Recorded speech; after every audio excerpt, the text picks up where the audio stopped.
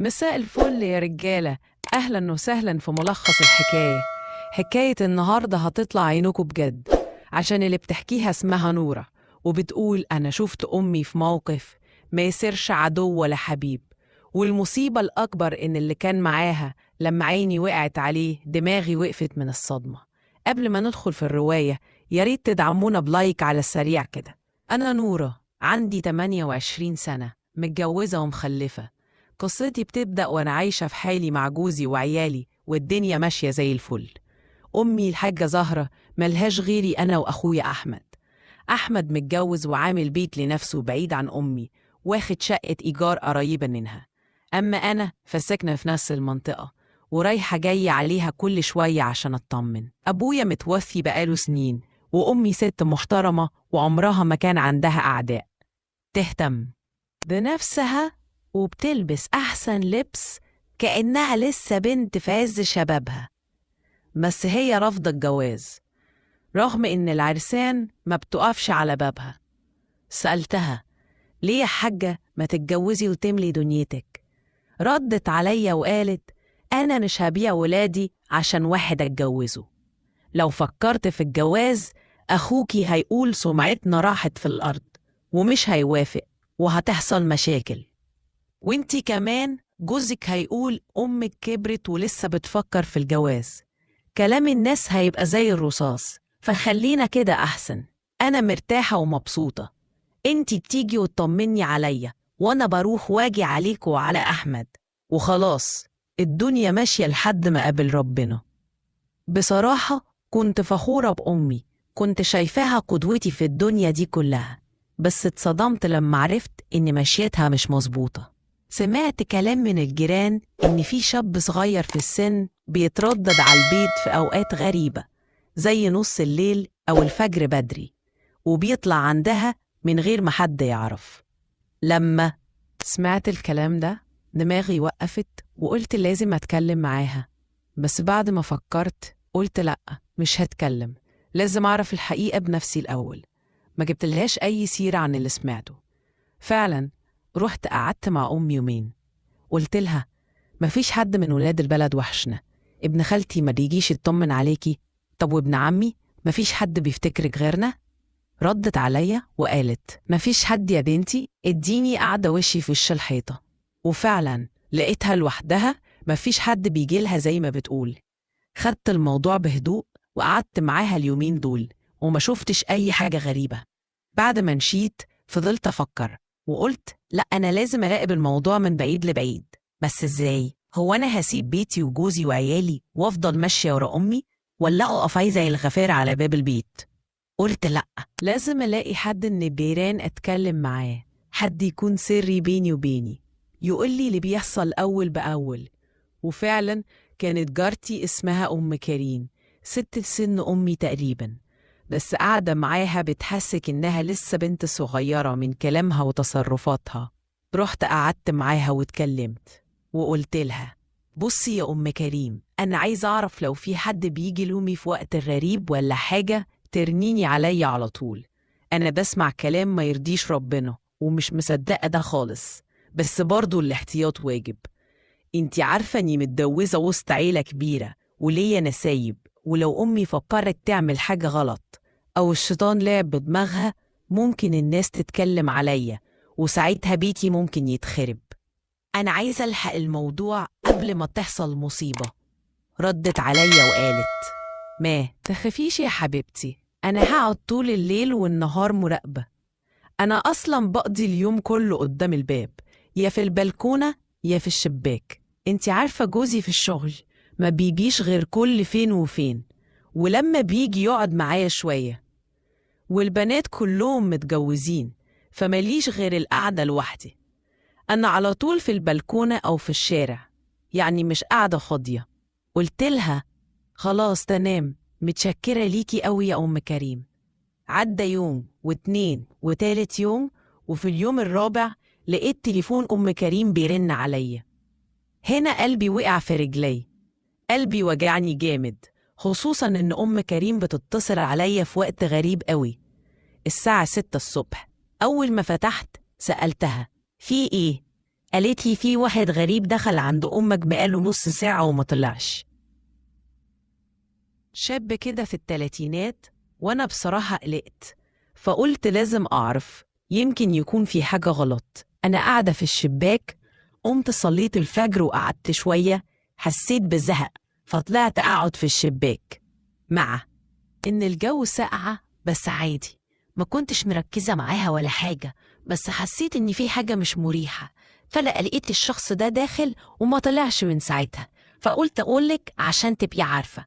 قلت لها خلاص ماشي، أنا جاية حالا.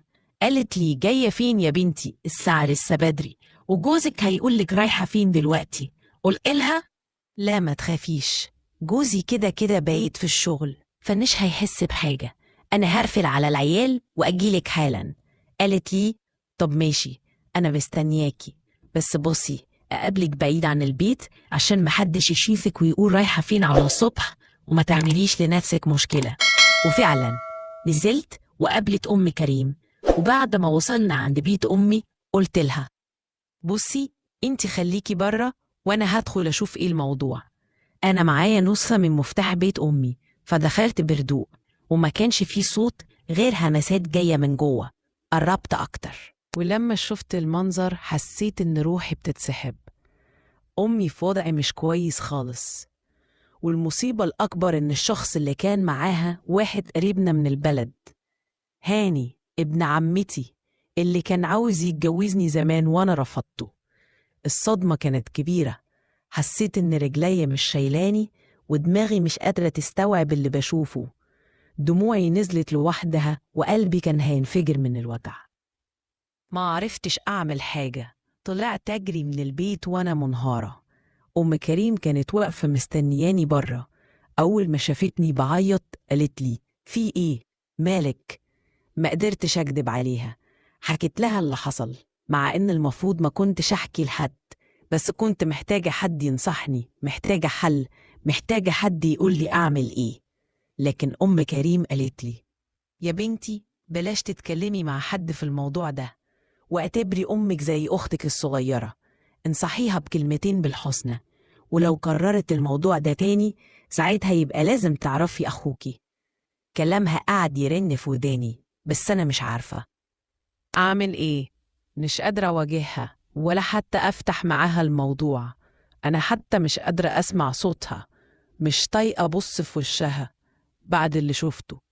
أنا حقيقي حاسة إن الدنيا لفت بيا، حاسة إن حياتي كلها على وشك الخراب. مش بس بيتي، لأ ده حتى بيت أخويا ممكن يتأذي بسبب اللي بيحصل ده. إحنا كنا عايشين عادي رغم الظروف، بس كان عندنا ستر وسمعة، ولو الموضوع ده اتكشف كل حاجة هتتهد فوق دماغنا. بقالي أكتر من شهر ونص مش بكلمها، وهي كل يوم بترن عليا مرة واتنين وتلاتة، بس أنا قلبي مش طوعني أرد عليها، مش عارفة هقول لها إيه، هواجهها بإيه، وأنا حتى مش مستوعبة اللي حصل. لدرجة إن أم كريم قالت لي يا بنتي لو مش هتردي عليها خلي بالك بس إنها ممكن في يوم تيجي على بيتك، وساعتها الموقف هيبقى أصعب والمشكلة هتكبر أكتر. وفعلا خفت من النقطة دي، فطلبت من أم كريم إنها تفهمها بطريقة غير مباشرة، تقول لها إن أنا زعلانة وإني مش عايزة أي حد يجيلي عشان ما تحصلش خناقة نهايتها وحشة. أم كريم فعلا قالت لها كده، بس رغم كده أمي فضلت ترن عليا كل يوم، ومفيش مرة بطلت تحاول. أنا دلوقتي تايهة، مش عارفة أخد قرار. عقلي بيقولي لازم أخويا أحمد يعرف، يمكن يقدر يتصرف بطريقة أحسن مني، يمكن لو عرف يقدر يلاقي لها حل قبل ما تتفضح، قبل ما سمعتنا تضيع.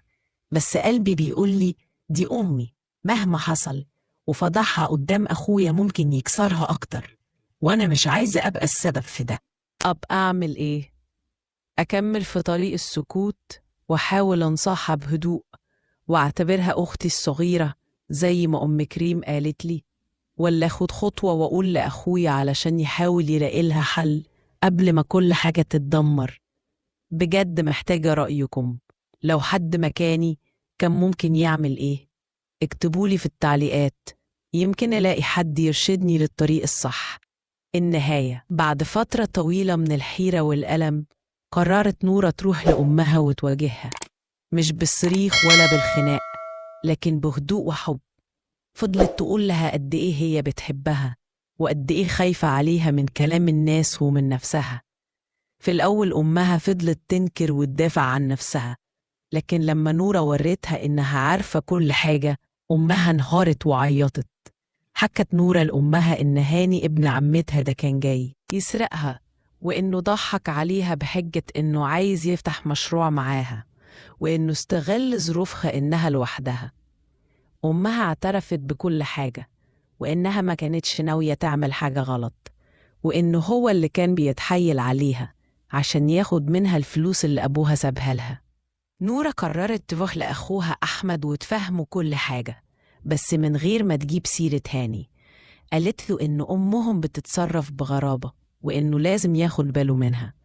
أحمد استغرب في الأول، بس لما شاف أمهم زعلانة ومكسورة قرر يزورها أكتر ويقعد معاها. أحمد ونورة اتفقوا يضغطوا على هاني بطريقة ما عشان يبعد عن أمهم، وفضلت نورة وأحمد جنب أمهم يطمنوا عليها عشان ما تحسش بالوحدة.